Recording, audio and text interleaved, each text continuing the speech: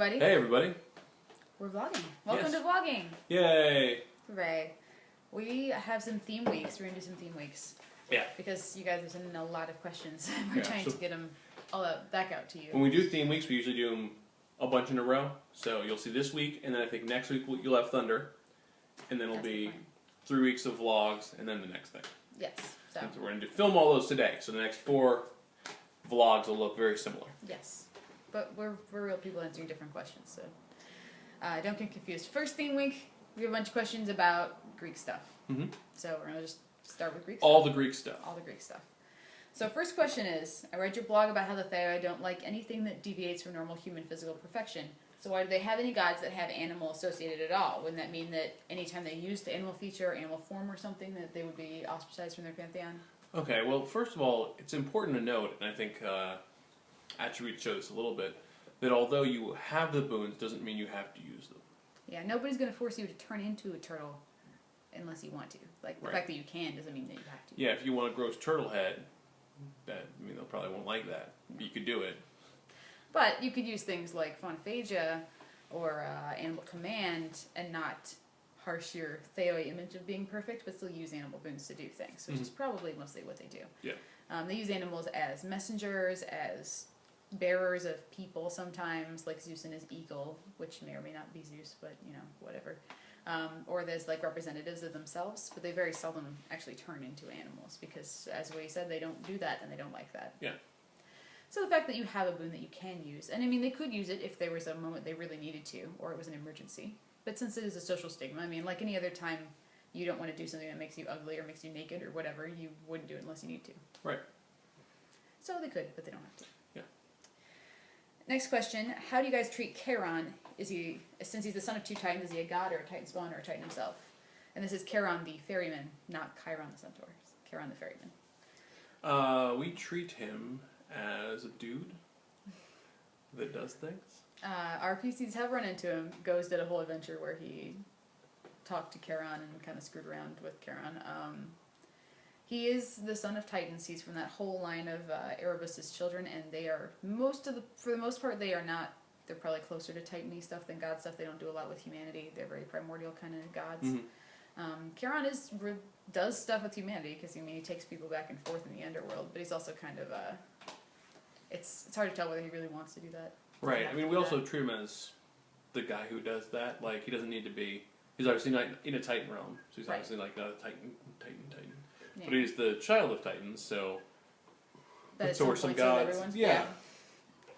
So, I mean, he could go either way. It's really up to you. Do you want to play up his connections to the Titanic with his parents? Do you want to have him be closer to the gods because he spends time with human souls a lot, or because maybe he's friends with Hades because that's where he hangs out? Either one is a valid approach, really. Mm-hmm. And he's from a family tree that is mostly Titans, but that doesn't mean you have to ride this Titan. I think my thing is shouldn't matter too much. Mm-hmm. I agree. Like, he's not a Titan you have to deal with. Yeah, you don't have to fight him. If you're worried about, like, whose side is he on in the Titan War, it doesn't really matter. He's going to be doing his thing in Hades. Yeah. Probably. It'll depend on the story and who he's with. Yeah, pretty much. Alright, third question. I was reading your post about how other pantheons laugh at the Greek and Roman small penises, and I realized different pantheons have different standards of beauty. So how does having a high appearance in one pantheon affect another that has a different version of the ideal appearance? Well, we talked about this earlier. Yeah, we talked about it a little bit earlier this week. That appearance is subjective in, like, the normal mortal world. Like, somebody can be like, well, I like people that are within a certain weight range, or I like people that have a certain eye color, I like people that have big muscles or that don't have big muscles, whatever. But once you have epic appearance, that transcends people's preferences. Epic appearance becomes, I'm beautiful or I'm hideous, no matter what you like. Yeah. It's about me now, not you. And, like, there might be a small dice penalty or something for a different thing, but that's just based on the mortal. The dice is the mortal part of it, so. Yeah. So, you know, if somebody has 10 dots of epic appearance, and you love giant penises, and they have a tiny penis because you're looking at Apollo, it doesn't matter. Apollo's incredibly hot, and you think Apollo's incredibly hot, even if you prefer large penises. So he's going to roll his 60 dice and 46 autos with minus 10 dice, maybe? Yeah, and at the it doesn't most, matter. For you not liking small penises. No one cares. You still think he's incredibly hot, and would probably like to hit that. Yeah. I mean, he may not, like, if you like big penises for pleasure reasons, like, he may not, like, pleasure you in the right ways or whatever, but he would be less attractive. Yeah.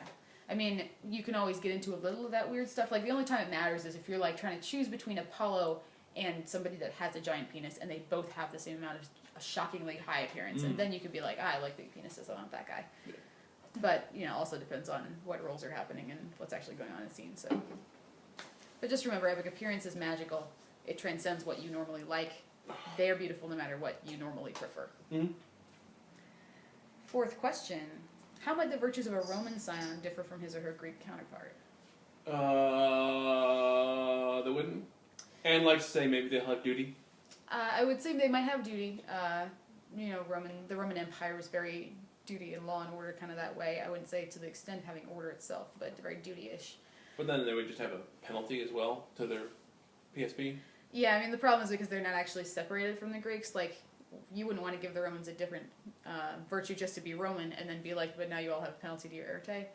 And, I mean, then you could say, well, they don't get a penalty to their arete, but then why are they two different pantheons that are just the same pantheon? It's the same problem we always have with Greeks and Romans. Yeah.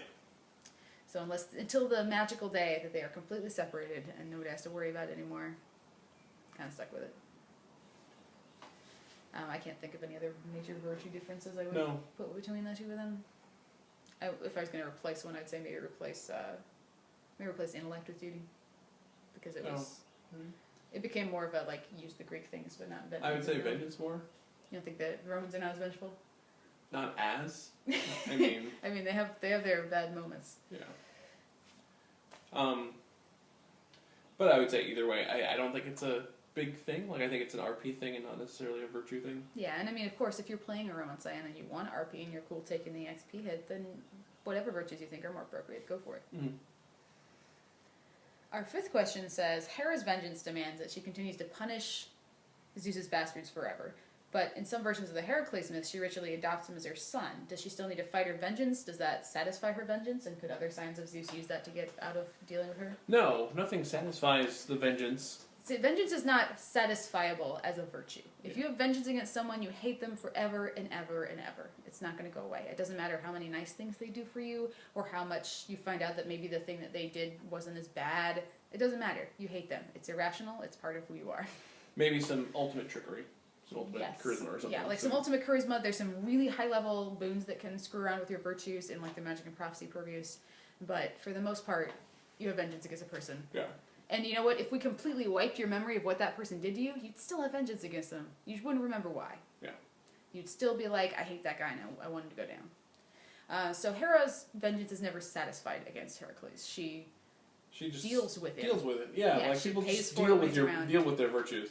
Probably what happens is for like harmony of the family, when Heracles hit apotheosis and came to live on Olympus because Zeus brought him there, she went, well, I can't kick him off Olympus because I don't have the authority to say Zeus can't do that.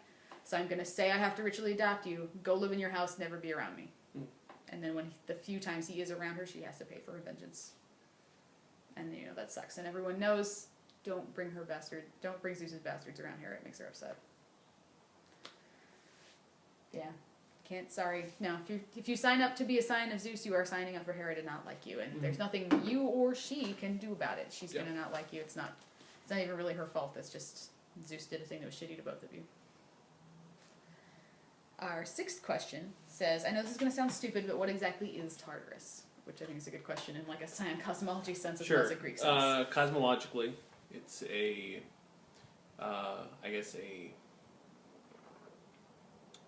what are the things called that are, what's the sign term for them? Terra Incognitas. Okay. Like imagine it's Terra Incognita that's like the biggest jail. Yeah. In Greek mythology, it's just actually part of the underworld. Right. And it's the part of the underworld you send the worst people to that were awful and they're going to go be punished and miserable forever.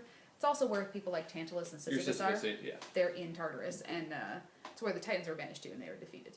Or at least some of them, the ones that didn't get to stay. So Tartarus is your bad part of the underworld, as opposed to the nice parts like the Elysian Fields or the Asphodel. Fields. It's actually like the Isle of the Blessed is what I was trying to say there, sorry. So yes, you know, there's nice parts of Hades. Tartarus is the worst part of Hades, where we put people who are evil criminals and we hate them. Yeah. So that's why we use it as, actually in Greek mythology, the Titans were banished to Tartarus. So in Scion, they extend that to say Tartarus is a huge metaphysical place that is part of all underworlds. And even though the other pantheons might not call it Tartarus, they all send their titans to the same place, basically. Yeah, it's they're kind of locked away there. Maybe they're not dead, but they're in the underworld. But sometimes they're dead. It's a little confusing and yeah. I mean, you can't kill titans, so you have to put them in jail forever. Yeah. So that's why it exists. Scion says that the underworlds were actually carved out of Tartarus. Like, Tartarus was the original just giant underworld, and different pantheons took real estate out of it, basically. So Tartarus is kind of the primordial underworld. I think it's probably based on some death and justice ultimates being used very, very early on. Yes. So it's a place that, beyond those like basics of what it is, Scion doesn't give you a lot of details about it. It's one of the few places that Scion doesn't ever say you're going to go. Your PCs are not going to go there. Mm-hmm. So if you want to do things with like what's actually in Tartarus and what might happen if you went there, that's going to be kind of all in the ST to come up with what you want to have happen there. So you could use Greek mythology about what Tartarus is like, which is horrible with tailored punishments to each person that's put there. Or you could say, because it's in Scion, it's pan-cultural, and every pantheon has a version of Tartarus, then maybe it's something more generalized than that. But yeah, it's on you guys. Sorry. Our last Greek question. Last Greek question, wow. Valor is the virtue of acting honorably. Does that mean that Scions with valor can't lie or steal or work undercover? Well, you can lie. And steal, depending on who you steal from. The thing about valor is it's about protecting and not hurting the weak or the people who can't defend themselves. Mm-hmm. So you can steal from a rich guy to whom it doesn't really matter. But if you steal the last loaf of bread from a kid who's going to starve, your valor will be mad at you. Yeah. It's not about honorably as in I never do anything wrong. It's about honorably as in I don't take advantage of people that can't defend themselves. Right. I don't allow other people to do that. More of a classical knight's code than following all the laws of modern society. Exactly. And pantheons like the Theoi that have valor, giant douchebags. Mm-hmm. But they look down on being a douchebag to someone that can't fight back because there's no point to that. It's not worth anything. You're not proving that you're awesome by hurting someone who can help you. Yeah. You prove you're awesome by picking on the most challenging person, the most honorable foe. Exactly. It's great if you fight on an equal plane and one of you wins. Or if you trick somebody who is on an equal plane of power with you and should have been able to deal with it. Right. But it's not cool if you do that to someone that had no way of dealing with it. Yeah, so. And that no way of dealing with it includes sneaking up on them, attacking when they're not looking. Yeah. Using underhanded tactics when you don't need to. Yeah, exactly. I mean, if you're going to fight somebody who's normally on an equal plane with you, but you decide you're going to backstab them when they're not looking, you're not actually giving an equal opportunity. You're saying, I'm taking away that we're on an equal playing field and I'm just going to stab them when they can't defend themselves because they don't know I'm there. Yeah. Not cool. Valor's Alta, that's not cool, dude. Don't do that. Why are you being a dick? There's no reason to be a dick. Don't be a dick. Yeah. So yeah, that's Valor. And I think it's a difficult one for people to conceptualize because it's hard. I think all the hard ones are difficult to conceptualize. People always try to get around them, and I think the easiest thing is to not try to get around it, just to deal with it. Yeah, and Valor is definitely the one that, when your ST says you can't do that, that's a dick move, Valor won't let you do it, and believe them. Like, there's no level of, but I'm doing X other thing that will make Valor be like, it's okay to kick a child. It's never okay. Yeah, doesn't never matter. Okay. Even if you're kicking a child to save someone else, don't care. Yeah. Okay, well, that's Greek Day. That's Greek Day. All right, happy Greek Day, everyone. What day do we have next? Next time? Next time, going to be Norse Day. Norse Day. Because you guys love Greek and Norse, and that's what we get most of our questions about. Awesome. So we will see you then. See you then.